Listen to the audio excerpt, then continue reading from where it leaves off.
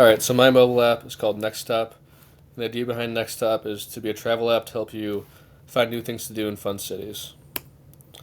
So the fundamental idea is the mechanism behind NextStop is the swipe mechanism in dating apps, except for activities to do in new cities. So, for example, I'm going to Denver next week. So if I wanted to find something to do in Denver, I could put on a few filters of what I want to see, so like outdoor, maybe restaurants, things like that, and then swipe left on things I don't want to do until I find something that I want to do, and I'll swipe right, and then add it to my itinerary. So the competitors of apps like NextStop, so travel apps to find things to do, the main one is called Eventbrite. And Eventbrite has a lot of clutter, so when I interviewed people, they said it was kind of hard to make decisions about what they wanted to see because there were so many options coming at them, and there's a lot to process. And Eventbrite is only for ticketed activities and paid activities, so there's some free activities, but there's still things you have to get a ticket for that are pretty lame. So there's not just like, oh, go to this park at your own leisure. You could go to this park for a specific crafting session or something like that. And Eventbrite also has good filtering. Um, like you can apply a lot of filters and get down to some cool results, but sometimes because it's only paid activities, it's not enough.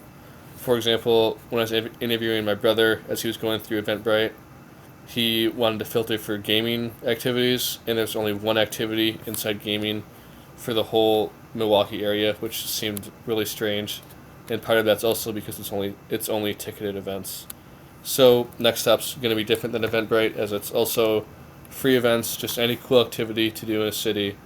Kind of like if you open up maps and click on restaurants or things to do, it'll be similar to that, except with the dating app swipe mechanism. So intended users are really young professionals, so people fresh out of college, or just people working, so 18 to 40-year-olds, um, maybe even some students, excuse me. And this is because these are the people going to be going on work conferences and end up in maybe a random city for 2 days, a weekend, a week, things like that, and they're going to want things to do. And they're traveling not for pleasure. So if you're traveling, you'll maybe have two or three things you want to do, and then you can open up Next Stop, swipe until you see another thing you want to do, and add it to your itinerary. So technical skills, you're going to need to be familiar with iOS and be able to navigate social media apps pretty well. So like I would imagine someone that can go through a Twitter feed, like tweets, retweet tweets, will have the technical skill to use this app. So I was thinking of my grandparents definitely would not be able to do this, and my parents could maybe do it a little bit, but would struggle. So that's why it's mainly 18 to 40-year-olds. So the motivation to use NextStop is to find things to do in new cities, and you'll save a lot of time from decision fatigue. So what I mean by this is you only have one option of what to do. Say, in the example I'll show later, say go to this restaurant. No, I don't want to do that. Swipe left. You don't have 20 options that you have to pick through all at once. You just see one option at a time. Yes, no.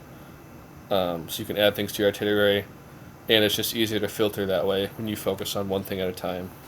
So some tasks a user might be able to do is filter based on preference. So you can apply these filters, and then your feed of activities will come in different. So, for example, I want to add outdoor things. I want to add restaurants, maybe sports events, things like that, and then your feed will be different from someone who says, I want inside, like, museum type things. Their feed will be different.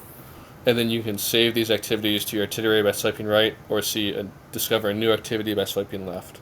So we'll see that in real time here.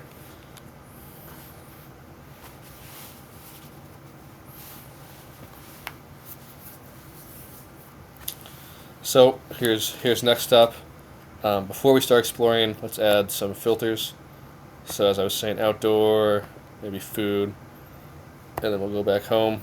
All right, let's start exploring. Postino, cool restaurant. I don't want to do that. Swipe left. Okay, Washington Park.